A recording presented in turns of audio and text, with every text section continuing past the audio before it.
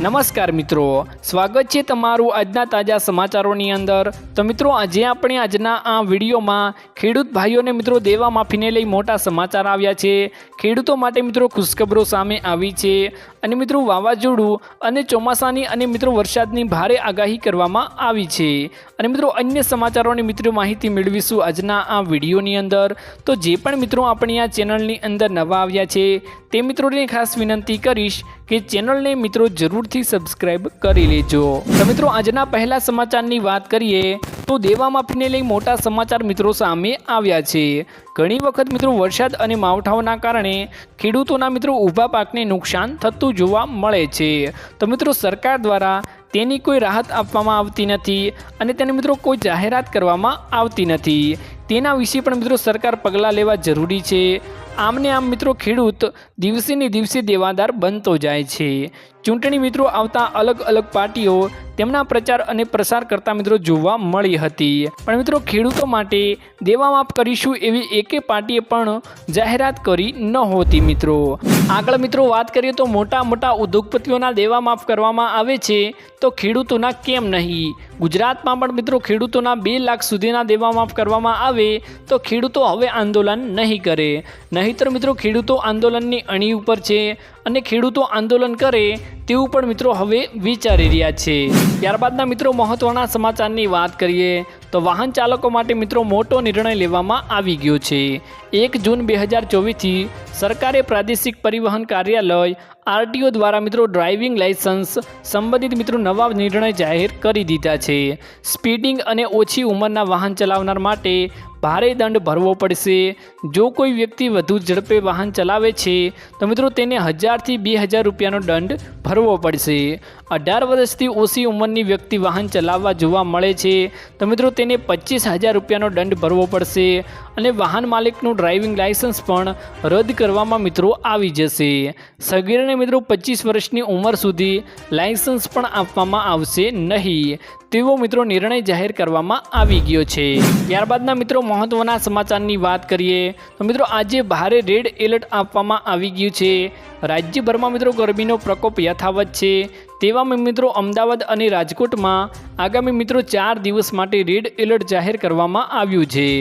આજે મિત્રો ગરમીનો પારો 45 ડિગ્રીને પાર જવાની આગાહીઓ છે। લોકોના કામ વગર બહાર ન નીકળવા સૂચના પણ મિત્રો આપવામાં આવી છે। સાબરકાંઠા, બનાસકાંઠા અને વલસાડમાં હીટ વેવની મિત્રો આગાહી પણ કરવામાં આવી છે।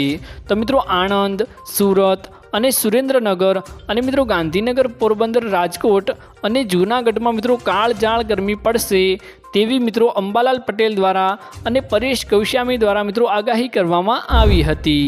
ત્યારબાદના મિત્રો મહત્વના સમાચારની વાત કરીએ તો ગુજરાતમાં ફરી અનુભવાયો ભૂકંપનો આંચકો। છેલ્લા મિત્રો થોડા સમયથી ગુજરાતની ધરતી સતત ધ્રુજી રહી છે। છેલ્લા મિત્રો 15 દિવસમાં સૌરાષ્ટ્ર અને કચ્છમાં સતત મિત્રો ભૂકંપના આંચકા આવી રહ્યા છે, ત્યારે મિત્રો ફરી એક વખત આજે ભૂકંપનો આંચકો નોંધાયો છે। મળતી માહિતી પ્રમાણે મિત્રો 2 દિવસ પહેલાં કચ્છના લખપત પાસે 10:30 વાગે મિત્રો ભૂકંપનો આંચકો અનુભવાયો હતો, જેની મિત્રો તીવ્રતા 3.4 નોંધાઈ હતી।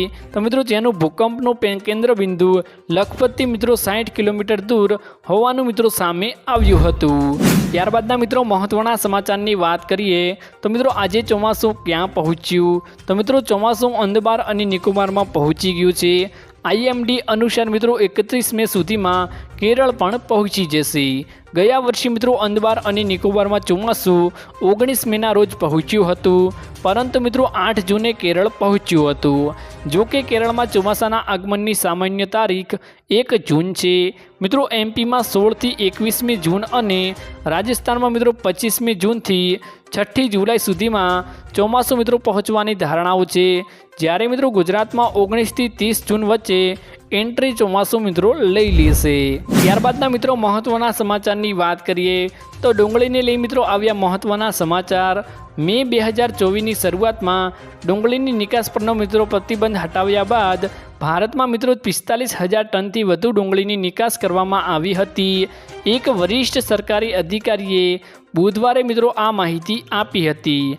વિશ્વના મિત્રો સૌથી મોટા શાકભાજીના નિકાસકારે ગયા ડિસેમ્બરમાં મિત્રો ડુંગળીની નિકાસ પરનો પ્રતિબંધ લાદ્યો હતો અને મિત્રો મંદ ઉત્પાદનના કારણે ભાવ પણ વધ્યા હતા। પછી મિત્રો માર્ચમાં તેને લંબાવવામાં આવ્યો હતો।